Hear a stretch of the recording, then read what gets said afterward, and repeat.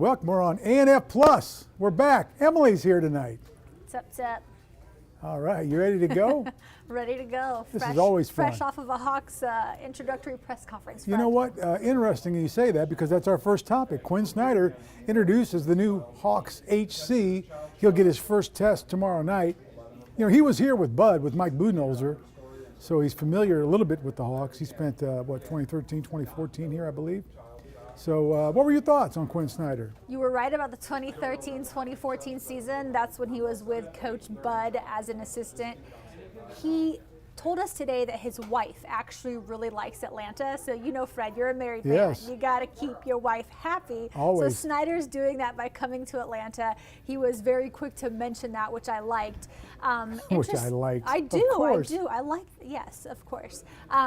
I do like the fact that at least he has been here for a season, even though it was a decade ago. He at least kind of knows, you know, the city of Atlanta, the culture here. I think it's really important for anybody who gets hired in this city to understand their surroundings, right? So the one thing I do like about the hire is the fact that he is a winning coach. I mean, he left Utah with a winning record. Oh, yeah. 6 out of the 8 seasons that he was with the Jazz, they went to the playoffs. playoffs. Yeah. So he has a record of being able to take a team to the playoffs. That's obviously what the Hawks want to do. Right now, they're in the play-in tournament, 8th, best team in the East. Obviously, they would rather not be in that tournament.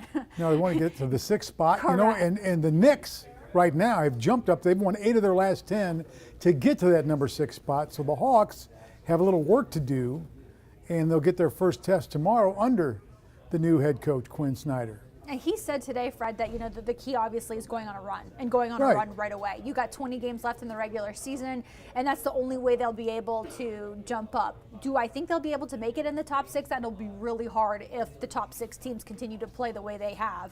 But I don't know, maybe make it up to the number 7. I mean, anything that they can do to move the needle in his direction as far as winning is what the club wants to see from him right away. Interesting enough, Kyle Korver is the one who made the initial phone call to him. And we learned today from Landry Fields, the general manager, he said he was Snyder was the very first coach the Hawks contacted, and it was Korver who made the initial contact because Korver played for him as a player. So I think it's funny that the GM and assistant GM for the Hawks are both former players and younger than Snyder. Yeah, I know, that's wild. Well, Kyle Korver, he was a good player here, and he was here obviously under Bud, and he was the 3-point specialist, so. And he knows Quinn Snyder well, so that's good that he got him here. Yeah, Korver said he's one of the best basketball minds, if not the best basketball mind he's been around.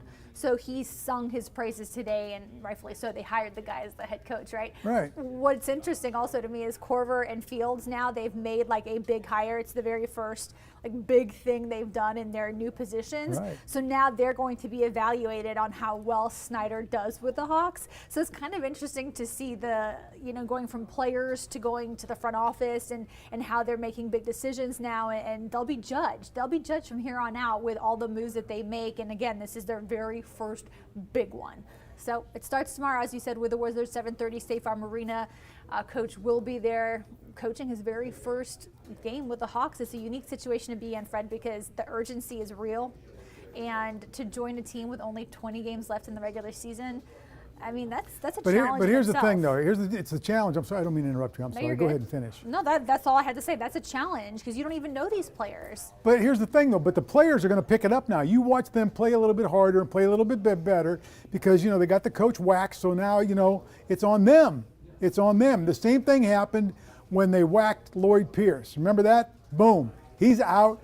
Now Nate McMillan came in. Oh, the players, we better play well because we want to get invited back and make our big money. So a great finish, went to the Eastern Conference Finals, and then, they went away a little bit this year. So hopefully, when Quinn takes over, that the players will be themselves and back to their old self and play again and make a run. And who knows, maybe they can get to that 6th spot. As I said, the Knicks are there right now after winning 8 of their last 10. So it'll be interesting to see. What is the ceiling on this team? That's up to the players. I don't know. What do you think? I think that the Hawks have every single tool they Yeah. need to be. That's what I mean. It's on the players now. Tier team in the NBA. The only thing I mentioned earlier to a coworker of ours is I just think that they're not as big as some other teams in the NBA. You know, like they're just not a huge team. They never have been for years and years and years. But like they can shoot, and Clint Capella, you know, he's still a great player. He still can defend. He's 7 feet tall, isn't he? 6'11", 7 feet. And right? if not him, you got the young guy, right behind him. So Right. I think, I think who's not that, very tall though, is he? No, he's a decent size, Is and he? he's still young out of USC. I mean, I think that, you know, for this team, it's all about development, and Snyder is going to truly have to develop these players individually and as a group and see where they go. I want to give a shout out DeJounte Murray, Fred.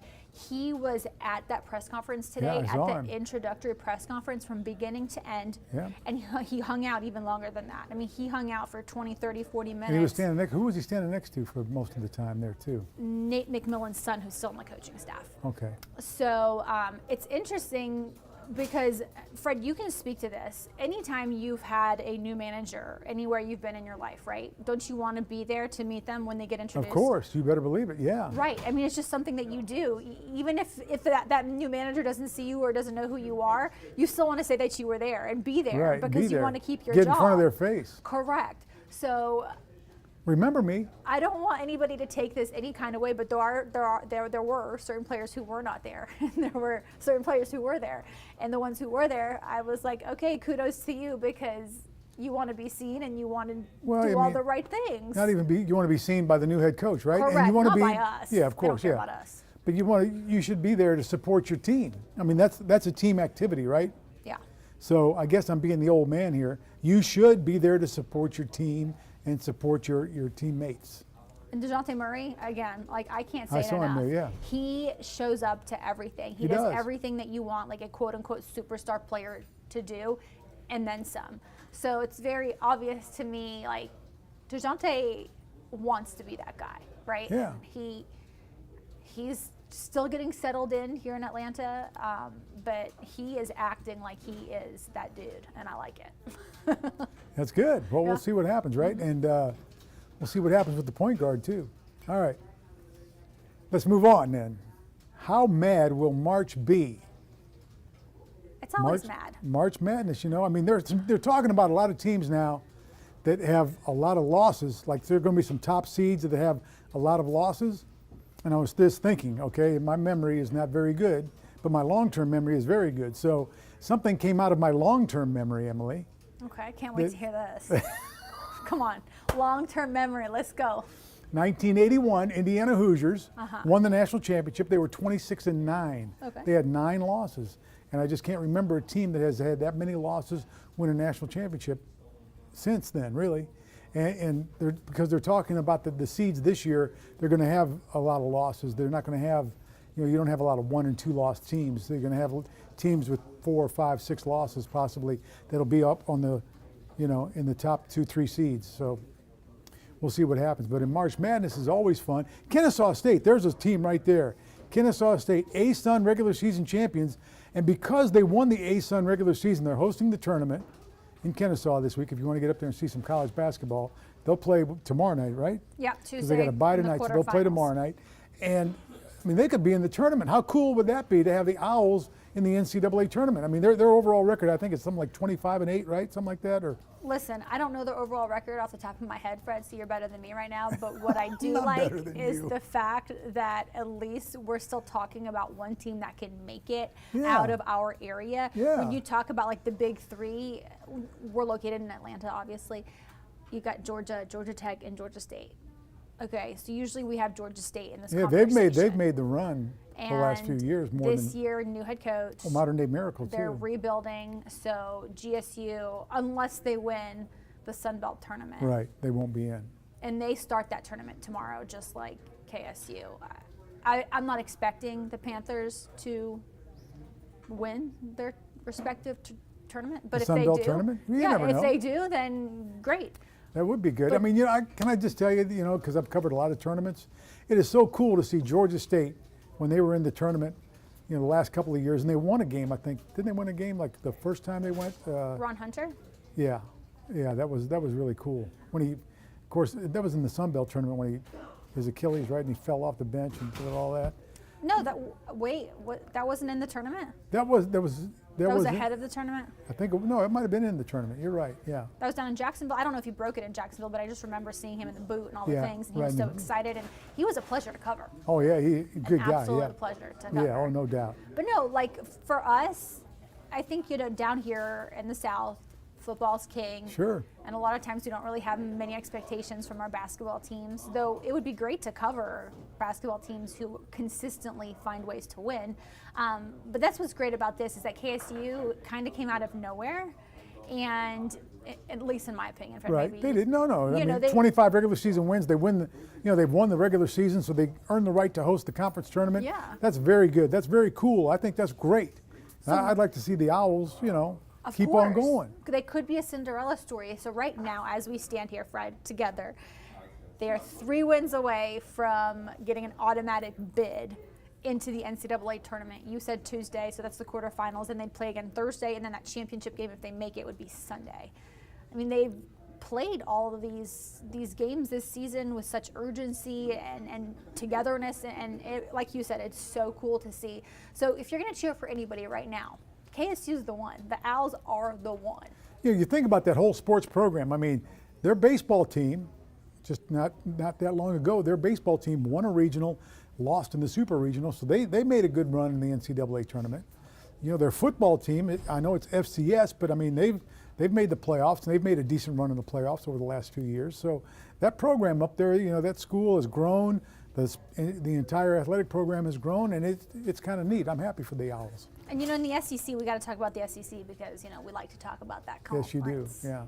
Yes. When I say we, I really mean I. In basketball, there's other than Alabama, which yes, huge surprise when it comes to Alabama. There's really no clear cut Kentucky's down this year. Right. Yeah. There's no clear cut team that you say oh yes, if they don't get an automatic bid through the SEC tournament, that we know will make it for sure. You know what I'm saying? But Kentucky exactly. has gotten a little hotter here towards the end of the season. Right, and they're a team that could do some damage once they get into the tournament. Yeah. That's the key. But for Bama, though, I mean, talk about a football school that's a basketball school this year. Right, exactly. I mean, it's good that you see Alabama win. I mean, I don't mind. I'm into the teams that we don't get to see very often, right? Give us some newness to it. And Alabama, we don't get to see them perform at this high of a level in basketball very often. We're just so used to them doing it in football. So I welcome it. And for anybody watching, Lee Smith, he's our photographer. He went to Alabama, and there couldn't be anybody happier than him. He is a big-time Bama fan. There's no doubt. He should be. He's an alum. Yeah. Right? So he went to school there. So he's from Alabama. Buckle down. He is from Alabama. Is that what he always says? No, I'm just saying buckle down because the tournament's coming. Okay. And do you buckle up or do you buckle down? Buckle down, because listen, that has to be, Fred, and we've talked about this before, the best 3 weeks. Oh, without a doubt, I love it. On the whole calendar. The best weekend to me is the Final Four. I mean, that's a great weekend in sports. Really? Saturday and Monday? I think that the first and second rounds, when there's a trillion games on TV. Oh, yeah. For that first weekend, I mean, just grab anything you want to eat, popcorn, lobster, whatever. Sit down and don't move. Because the games start at 11 in the morning. Yeah, they do, noon, yeah. They can go all day. And then they go all the way up till midnight, and it's nonstop. So would you eat popcorn after lobster or before? I don't know, maybe together, a lobster roll with some popcorn on top. I'm just saying, really? Grab anything you want, sit down, eat all day. Well, the thing is, if you have lobster and popcorn, then you could have melted butter would work for both. There you go. See, I don't know how that came to me, but yeah. There you go. And I don't know how that came to you either. This is the genius that Fred is on a daily basis. Oh, yeah. He's fast on I his feet. drive her crazy. I know I do. All right, here we're going to move on now. What do we got? Atlanta United. They opened with that comeback win. How about that? In extra time, they trailed, and with the MLS and soccer rules, extra time, they came in and pulled it through. It's pretty cool. I have lots of opinions about this. You do? Yes, Fred. Okay, give us one. All right. Well, I'm going to give you a few. Okay, so start with one. It took them all the way until the 93rd minute until we saw them score a goal. Right. Okay, and then it happened again like a few minutes later. So their only 2 goals were scored in extra time. That's a beautiful thing. They got the win 2-1 over San Jose. You got to love to see it. That's how you want to start your season. But like for the first 90 minutes of that match, what was happening? It was like more of the same from last season. So that's my issue with it, is that like maybe they have learned, or Thiago Almada specifically has learned how to perform late in a match. But like the first 90 minutes of that match was what we saw last season, which is what I do not like, because they could not score. And Gonzalo Pineda is a great guy, good manager. Good manager, no treated doubt, us nicely.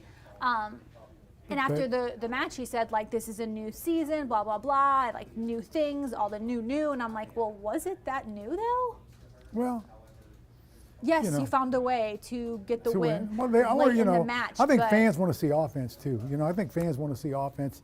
And the team that won the Cup, years ago, they had offense, man. They could score. And that's what we want to see. They had swag back then. Mad swag. Oh, big time swag, yeah. That's how they won. Almada, though, Fred, what's cool about him is that I don't know anybody who's had a better offseason than him. He won the World Cup with Argentina. Oh, that's right, yeah, he did. Okay, didn't so he? he's just continuing his hot streak right now. He's the first active MLS player to ever win the FIFA World Cup. So, like, when he's in the locker room with his teammates, it's like, hey, man, what did you do this summer? It's like, well, want to know what I won did? the World Cup. Right. I mean, I guess it wouldn't be summer. It'd be winter. Right. But they're like summer during their off season. Yeah, oh, I see, yes, in Argentina, because it's south of the equator. Emily is giving us a geography lesson now. I know. The weather is different here to south of the equator than where in the world. Yes. But, so I like to see, and he's young, right? I mean, I don't think he'll be on this team much longer. If he continues to play like this, and he'll get a big contract to one of the South American sides. He's or one just of the so young. But, I mean, how cool. European sides, yeah. This off season, when he was in Qatar, Fred, or Qatar as you would say, guys, he corrects me all the time. I do not. You're an English teacher in your spare time. So he was there, and he was pictured with like Messi, he's pictured with the greats of soccer on the international stage after having won the World Cup. Then when he flew back to Atlanta in the international terminal, he had fans waiting for him to welcome him back, like Atlanta United fans. So he took that flight, back home, and he got welcomed here, which I thought was pretty cool. But that just shows the support that Atlanta United players get since day one. I mean, you and I were here for 2017, that first season. Cup, yeah, it was outstanding. And the first season was 2017. No, the first, that's right, 2018 was when they won the Cup. And you told me, I was brand new to Atlanta, and I was still like kind of getting my grasp of like, what's popular around the area and what teams, move the needle and all that stuff. And you said, Emily, soccer is going to be super popular here. And I just thought like that's interesting, because I never really thought about it. I'm not saying I didn't think that, I just never thought about it. And you were right. I mean, that team really stole the hearts of so many and brought so many different cultures together in the city. It's awesome to go to those matches. It's a lot of fun, because there's always something going on. There's always, a party in the stands, and you're watching it. And it's like college football on crack. It is. It's true. I mean, but it's a shorter game, so you don't have to be so patient. But also let's be honest. When you're winning, people will come out. Of course. So they won very early on. Tata Martino, or is it Martinez? No, Tata Martino. Yes, Joseph Martinez. See, that's where I lost my mind just there for a second. Don't you remember, because Tata said Tata? Yes, that was his joke forever.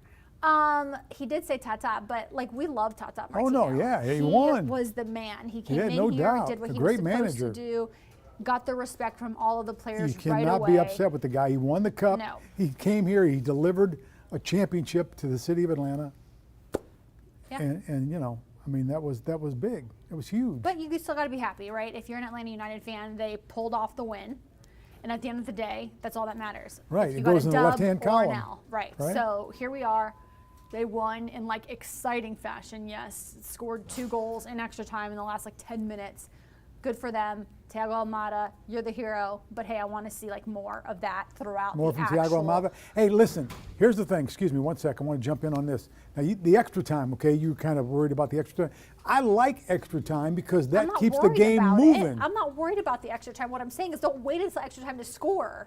Well, but I'm just saying though that extra time though is added on because it keeps the game moving. You know, they don't stop the clock and. How much extra time would be in football if that was such a thing? Oh my gosh. We'd be there for 6 hours. We'd be there all night. I'm all right with that though. Yeah. We might want to talk Football, about yeah. that. Let's No, it would keep it moving though. Let's do it. Well, yeah, it would keep it Just moving. keep it moving. But I mean, but how do you do the penalties? You keep the clock going while you have the penalties, then you add that time on at the end. I don't know. Could you imagine a football if there were like cards too, like Oh purple yeah. card, Cheap pink shot. There you go. card. Yellow card. Red card. Fred, here's a red card for you. Like And a could red you card. imagine like and like okay. Anyways. Can you? I mean, I would love it. Like, you know, showing one of the Soccer linebackers. rules for football. Here's a yellow card. I know. It's like, all right, yeah, good. Put that away, ref. How Yeah, I many don't really cards care. do you get, or like how many colored cards are there? Like, There would definitely have to be mucho red cards yes. for football. Yes. For football Americana. That's a beautiful thing, Fred. It is. All right, what's on your mind? Going to the last topic. What's on my mind? What is on your this, mind, Emily? Fred, with the introduction of Quinn Snyder, right? Yes. 15th full-time head coach in franchise history, which is really not that No, many it's not a lot, when you think about Nope. it. When I saw that, I was like, wow, okay, so they haven't had much turnover with their head No. coaches. Though in the last little bit, they have. Yes, they have. I've been here in Atlanta for 6 years. Yes. I've seen, this is my 4th. Was Bud the coach when you got here, Yes. right? Bud. And Quinn worked for Bud, obviously. Not when you got here, but before that. Yes.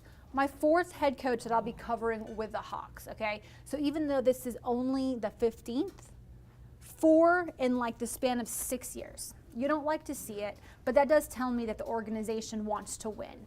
They got a little taste of it a couple years ago when they Right. made that Eastern Conference Finals run, Right. and now they 60 games? absolutely and that was coronavirus that season, okay? No, I'm sorry. That was not the 60-win season. My Well, fault. Go ahead. I'm just saying, like that year that they went to these conference finals, a lot of things were different, Right. and perhaps you got to get lucky in sports, Fred. You do. You do. Along the way in sports, you get lucky. You got to have the ball bounce your way every once in a while. Correct. No and doubt. coronavirus might have helped them a little bit, but I don't want to take that away from them. No. They played their butts off during that run, and Fred, I know you remember this, and this is what's on my mind right now. Okay. Is the fact that Lloyd Pierce was fired Right. that season. Yes. Nate McMillan then became interim. Right. Players played for that Nate McMillan. Right. Okay. They did. Uh-huh. And they said he deserved to be head coach of the Atlanta Hawks. Correct. They wanted him to be head coach for Right. the Atlanta Hawks. They were Right. his biggest cheerleaders. They listened. He did all the right things. They Right. pushed for him. Right. What happened? You know what? I think Larry Bird said it best. I think it was Larry Bird who says, you know what? I don't care who you are. I mean, unless you're one of the top tier guys, top 1 or 2 guys, they tune you out. Players tune you out after like 3-4 years. 3 years is pretty much the shelf life for 90% of the head coaches in the NBA, according to Larry Bird. He goes, you know what? People tune you out. I mean, the Pacers, people were tuning Larry Bird out. Larry Bird, you know? So I guess unless you're Popovich, you know, or somebody like that ilk, then the players kind of tune you out, you know? And if you're Popovich, he can just send you on your way. Yeah, but you hate that because it's Yeah. like when you're winning, you want that person to lead you. Sure, of and then as course. soon as you face a little bit of adversity, Adversity, they or a turn their little back bit on him, more yeah. than you would want to see, Yeah. then that human. And those players turn on him, yeah. Correct. It's horse bleep, no so doubt I just about thought it. it was funny, Yeah. and John Collins listening to his press conference Yeah. after Nate was Right. fired, saying, he thinks that perhaps McMillan's style of coaching was better suited for an older roster. Right.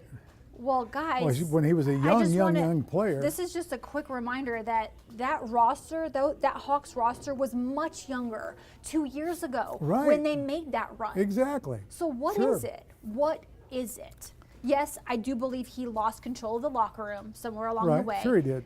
And that's why we Well, are coaches where we do, are. though. I mean, coaches obviously Correct. do after, like Larry Bird said, after, 3-4 years. And if Larry Bird says that, I mean, my goodness. I know, I just hate it because Nate, to me, Good guy. Good Great. player. I remember him as a player. good player, good coach. To the media, he would sit there and talk to you all day and night. No I doubt. mean, you hate that this happened. Yes, it was obvious a change needed to be made, and yes, I do think Snyder is the right hire. Absolutely. There's not a winner. Is that a win? Is that a word? Winningest. Yeah, but no, I Not a don't more wanna, winning, more winning. Yes, there's not a more winning coach right now that was available. Like Snyder was available, that call was made, those conversations were had, and boom, here we are. And So boom, here we are. We made, did it. I do think they made the right hire. Fred, You know what's what? on your mind? Well, no, here's the thing. Well, no, he's on the Mike Budenholzer tree there. So, I mean, he coached under Bud. Bud I've got won. a good fact on that. You do? Yeah. Well, Bud, I mean, those guys, that team won a lot of games. And Mike Budenholzer did not. I mean, he left on his own accord. It wasn't like he was fired or anything. He didn't want anything to do. He didn't want to rebuild. Nope. And look at where he is now. He Right. won. He won a championship. Yes, Yeah. he Got won the Giannis. finals. Yep. Hey, I got a question, Fred. Go Out ahead. of that coaching staff, we said 2013, 2014. How many coaches from Bud's coaching staff became head coaches from back then? 3. 5. 5. 5. Snyder being one of them. Okay. Kenny Atkinson was for a little bit, right? Who else? I don't have all the names. Okay. I But it just was 5. I know that 5. Now they're wrapping us up. You know what? The great 5 thing is is, the I know fact. when Emily's here, we're going to fill that 30 minutes. We were sitting here talking before this broadcast, and she goes, I don't know if we'll go longer than 10 minutes. I'm thinking to myself, I know we're going to go longer than 10 minutes. I know we will. We went 30 whole minutes. Yes, we did. For your viewing pleasure. And it went so quickly. Thank you, Emily. No, thank you, Fred. You guys have a great night. See ya.